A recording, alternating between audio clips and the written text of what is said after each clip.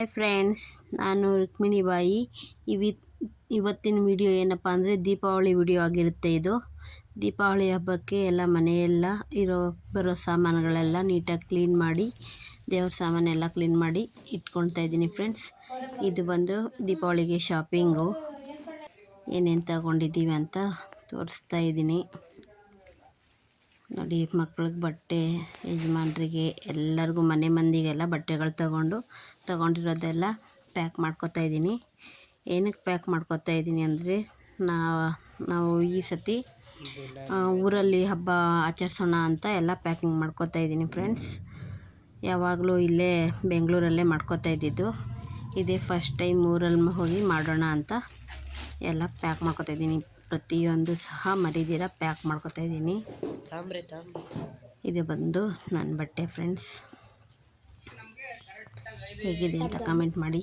ಮತ್ತೀಗ ಮಕ್ಕಳಿಗೆ ದೀಪಾವಳಿ ಅಂದರೆ ಪಟಾಕಿ ಇಲ್ದಿರೋ ದೀಪಾವಳಿ ಆಗುತ್ತಾ, ಸೊ ಅದರಿಂದ ಪಟಾಕಿನೂ 1 ಬಾಕ್ಸ್ 2 ಬಾಕ್ಸ್ ತಗೊಂಡು ಹೊರಡೋದಕ್ಕೆ ಎಲ್ಲ ರೆಡಿ ಮಾಡ್ಕೊತಾ ಇದ್ದೀವಿ. ಮತ್ತು ಅಲ್ಲಿ ಊರಲ್ಲಿ ಗ್ಯಾಸು ಅದೆಲ್ಲ ಏನೂ ಇಲ್ಲ, ಯಾಕಂದರೆ ಯಾವ ಸಂಸಾರನೂ ಇಲ್ವಲ್ಲ. ಎಲ್ಲ ಪ್ರತಿಯೊಂದು ಗ್ಯಾಸಿಂದ ಹಿಡಿದು ಪ್ರತಿಯೊಂದು ಸಾಮಾನು ಎಲ್ಲ ನೈಟೇ ಪ್ಯಾಕ್ ಮಾಡಿ ಇಟ್ಕೊಂಡು ರೆಡಿಯಾಗಿದ್ದೀವಿ.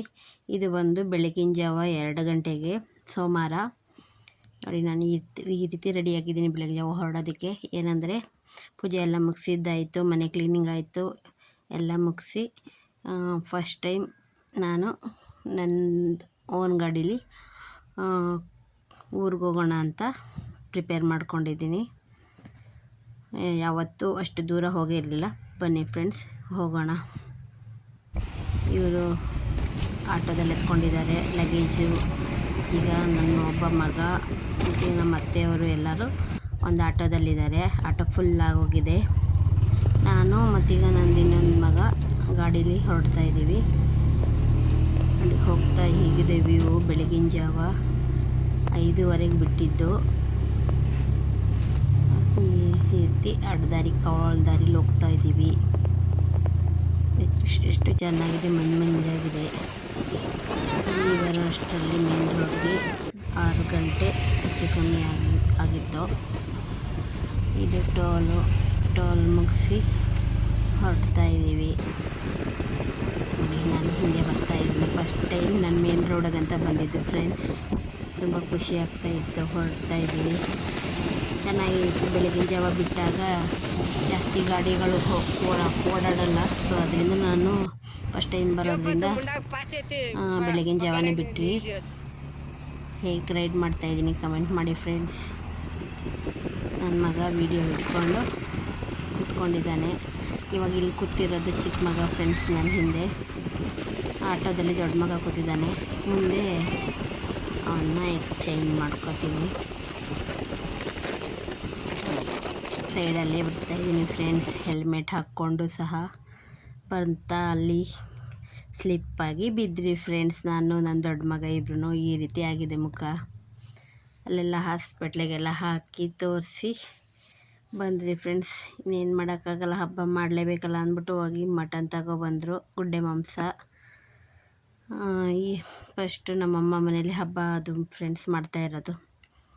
ಇದು ಬಂದು ಮತ್ತೆ ನಮ್ಮ ಮನೆಗೆ ವಾಪಸ್ ಬಂದ್ವಿ. ಊರಿಗೆ ಹೋಗೋದು ಬೇಡ, ಈ ಥರ ಮುಖ ಇಟ್ಕೊಂಡು ಅಲ್ಲಿ ಯಾರೂ ಮಾಡೋಕ್ಕಾಗಲ್ಲ ಅಂತ ನೋಡಿ. ಈ ರೀತಿ ಮುಖ ಎಲ್ಲ ಊದ್ಕೊಬಿಟ್ಟಿದೆ ನಂದು.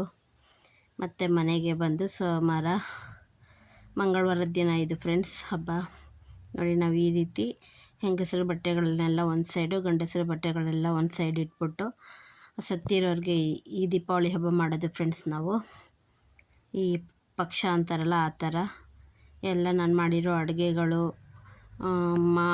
ಚಿಕನ್ನು, ಮಟನ್ನು ಪ್ರತಿಯೊಂದೂ ಎಡೆ ಇಟ್ಬಿಟ್ಟು ಈ ರೀತಿ ಪೂಜೆ ಮಾಡೋದು ಫ್ರೆಂಡ್ಸ್. ಏನಂದರೆ ನಾವು ಊರಲ್ಲಿ ಮಾಡ್ತೀವಂತ ತುಂಬ ಖುಷಿಯಾಗಿ ಹೊರಟಿದ್ದು ಫ್ರೆಂಡ್ಸ್. ಪಾಪ ಫಸ್ಟ್ ಟೈಮ್ ಊರಲ್ಲಿ ಮಾಡೋದಲ್ಲಿ ಬಂದ್ಬಿಟ್ಟು ಮನೆಯವರೆಲ್ಲ ತುಂಬ ಖುಷಿಯಾಗಿದ್ದರು. ಸೊ ಹೋಯ್ತು ಹಾಗೆ ಸ್ಲಿಪ್ಪಾಗಿ ಗಾಡಿ ಬ್ಯಾಲೆನ್ಸ್ ತಪ್ಪಿ ನಾನು ನನ್ನ ದೊಡ್ಡ ಮಗ ಇಬ್ಬರು ಬಿದ್ದೋಗಿದ್ವಿ. ಬಿದ್ದು ನನಗೆ ಜ್ಞಾನ ತಪ್ಪೋಗಿದ್ದರಿಂದ ಗಾಡಿ ಡಿಕ್ಕಿಲಿ ಒಡವೆಗಳೆಲ್ಲ ಇಟ್ಕೊಂಡಿದ್ರಿ ಫ್ರೆಂಡ್ಸ್. ನನ್ನನ್ನು ಎತ್ಕೊಂಡು ಹೋಗೋ ಆ ಥರದಲ್ಲಿ ನನಗೆ ಗೊತ್ತಿರಲಿಲ್ವಲ್ಲ. ಹಾಸ್ಪಿಟ್ಲಿಗೆ ಹೋಗಿ ಅಡ್ಮಿಟ್ ಮಾಡಿದ್ದಾದಮೇಲೆ ನನಗೆ ಜ್ಞಾನ ಬಂದಿದ್ದು.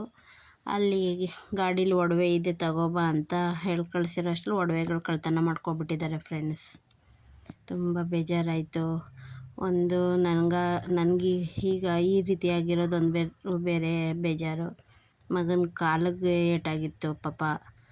ಅವನಿಗೂ ನಡೆಯೋಕ್ಕಾಗ್ದಿರೋ ತುಂಬ ಕಷ್ಟ ಬೀಳ್ತಾ ಇದ್ದಾನೆ. ಎಲ್ಲ ಮುಗಿಸಿ ಈ ಸತಿ ದೀಪಾವಳಿ ಅಂತೂ ತುಂಬ ಕೆಟ್ಟದಾಗಿ ಬಂತು ಫ್ರೆಂಡ್ಸ್. ನಮ್ಮ ಪಾಲ್ಗಂತೂ ಏನು ಮಾಡೋಕ್ಕಾಗಲ್ಲ ಅಂದ್ಬಿಟ್ಟು ಇಲ್ಲೇ ಬಂದು ಇನ್ನು ದೀಪಾವಳಿ ಬಿಟ್ಟರೆ ಇನ್ನು 3 ವರ್ಷ ಮಾಡೋಂಗಿರಲ್ವಂತೆ ಫ್ರೆಂಡ್ಸ್. ಏನೋ ನನ್ನ ತಂಗಿದಿರನ್ನೆಲ್ಲ ಕರೆದು ನಮ್ಮಮ್ಮ ನಮ್ಮ ತಂಗಿದಿರೆಲ್ಲ ಸೇರಿಸಿ ಮನೆಯಲ್ಲಿ ಹಬ್ಬಕ್ಕೆಲ್ಲ ತಯಾರಿ ಮಾಡಿಕೊಟ್ರು. ನಮ್ಮ ಯಜಮಾನ್ರು ಪೂಜೆ ಮಾಡ್ತಾರೆ ಫ್ರೆಂಡ್ಸ್. ಈ ದೀಪಾವಳಿಗೆ ಗಂಡಸರು ಪೂಜೆ ಮಾಡಬೇಕು ನಮ್ಮಿದ್ರಲ್ಲಿ. ನೋಡಿ ಈ ರೀತಿಯಾಗಿದೆ ನನ್ನ ಮುಖ. ಅದೇ ಧೂಪ ಎಲ್ಲ ಇಟ್ಟು ಪೂಜೆ ಮಾಡಬೇಕು ಫ್ರೆಂಡ್ಸ್. ನೋಡಿ ನಾನು ದೀಪಾವಳಿಗೆ ಇನ್ನೊಂದು ಡ್ರೆಸ್ ಮೀಶೋಲ್ಲಿ ಆರ್ಡ್ರ್ ಮಾಡಿದ್ದೆ. ಈ ಡ್ರೆಸ್ ಹಾಕ್ಕೊಂಡಿದ್ದೀನಿ ಫ್ರೆಂಡ್ಸ್. ಹೇಗೆ ಕಾಣಿಸ್ತಾ ಇದೆ ಅಂತ ಕೇಳೋಕ್ಕಾಗಲ್ಲ, ಆದರೂ ಹೇಗಿದೆ ಅಂತ ಹೇಳಿ ಫ್ರೆಂಡ್ಸ್. ಆ ಹೊಗೆಯಲ್ಲಿ ಬಗ್ಗಕ್ಕೂ ಸಹ ಆಗ್ತಾಯಿರಲಿಲ್ಲ. ಆವಾಗ ತಾನೇ ಡಿಸ್ಚಾರ್ಜ್ ಆಗಿ ಬಂದಿದ್ದು ಕೈಲಿ ಗ್ಲುಕೋಸ್ ಆಗಿರೋದು ಇದು ಹಾಗೇ ಇದೆ. ಎಲ್ಲ ಮುಗಿಸಿ ಇವಾಗ ನನ್ನ ಮಗ ನೋಡಿ ಅವನಿಗೂ ಹಾಕಿದ್ದಾರೆ. ಇವನೇ ನನ್ನ ದೊಡ್ಡ ಮಗ ಫ್ರೆಂಡ್ಸ್. ಪಾಪ ಅವನು ವೀಡಿಯೋ ಹಿಡಿಯೋಕ್ಕಂತ ಬಂದು ಕೂತ್ಕೊಂಡ. ಅವನಿಗೂ ಹೀಗಾಗೋಯ್ತು. ಏನಂದರೆ ಹೆಲ್ಮೆಟ್ ಹಾಕಿರೋದ್ರಿಂದ ನಾವು ಬಚಾವಾಗಿದ್ದೀವಿ ಫ್ರೆಂಡ್ಸ್. ದಯವಿಟ್ಟು ಗಾಡೀಲಿ ಹೋಗೋರು ಎಲ್ಲರೂ ಹೆಲ್ಮೆಟ್ನ ಮರೀದೆ ಹಾಕ್ಕೊಂಡೋಗಿ ಫ್ರೆಂಡ್ಸ್ ನೀಟಾಗಿ. ಇಲ್ಲಾಂದರೆ ಏನೇನೋ ಅನಾಹುತಗಳಾಗುತ್ತೆ. ನೋಡಿ ಈ ರೀತಿ ಆಯಿತು ಪೂಜೆ. ನನ್ನ ಮಗ ಬೇಡ ಬೇಡ ಅಂದ್ರೂ ಯಾರಿಗೂ ಮೂಡಿರಲಿಲ್ಲ ಹಬ್ಬ ಮಾಡೋದಕ್ಕೆ. ಬೇಡ ಬೇಡ ಅಂದ್ರೂ ಏನೋ ಆಟೋಗೆ ರೆಡಿ ಮಾಡಿ ಬಿಟ್ಟು ಪೂಜೆಗಂತ ರೆಡಿ ಮಾಡಿಕೊಟ್ಟವನೇ ಫ್ರೆಂಡ್ಸ್. ಪಾಪ ಅವ್ರಿಗೆ ತುಂಬ ಕ್ರೇಜ್ ಇತ್ತು ಊರಲ್ಲೆಲ್ಲ ಇನ್ನೂ ಗ್ರ್ಯಾಂಡಾಗಿ ಮಾಡಬೇಕನ್ನೋದು. ಇಲ್ಲೇ ಅವನೇ ಎಲ್ಲ ಡೆಕೋರೇಷನ್ಗೆಲ್ಲ ಅವರೇ ಮಾಡಿರೋದು. ನನ್ನ ತಂಗಿ ನನ್ನ ಮಗ ಅವ್ನ ಕಾಲು ಏಟಾಗಿದ್ರು ಸಹ ಅವನೇ ಇದು ಮಾಡಿ ಹೆಲ್ಪ್ ಮಾಡಿ ಕೊಟ್ಟಿದ್ದಾನೆ. ಪೂಜೆ ಎಲ್ಲ ಮುಗೀತು. ಇದೇ ಗಾಡಿ ಫ್ರೆಂಡ್ಸ್ ನಂದು. ನೋಡಿ ಎಲ್ಲ ಪೂಜೆ ಎಲ್ಲ ಮುಗಿಸಿ ನಿಂಬೆಹಣ್ಣು ಇದು ಮಾಡ್ತಾಯಿದ್ದಾರೆ ನೋಡಿ. ಇವರೆಲ್ಲ ನನ್ನ ಫ್ಯಾಮಿಲಿ ಫ್ರೆಂಡ್ಸ್.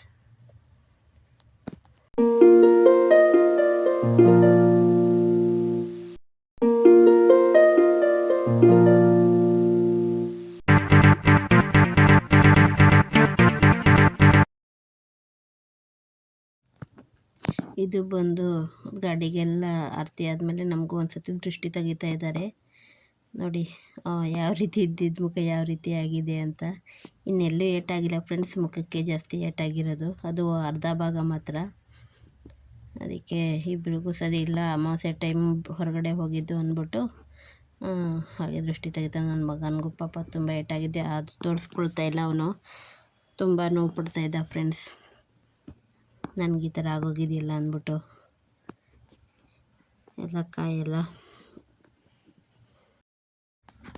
ಅಷ್ಟೇ ಫ್ರೆಂಡ್ಸ್. ಇನ್ನು ಇವಾಗ ಹೇಗಿದ್ದೀನಿ ಅಂತ ಮುಂದಿನ ವೀಡಿಯೋದಲ್ಲಿ ಹೇಳ್ತೀನಿ. Bye friends.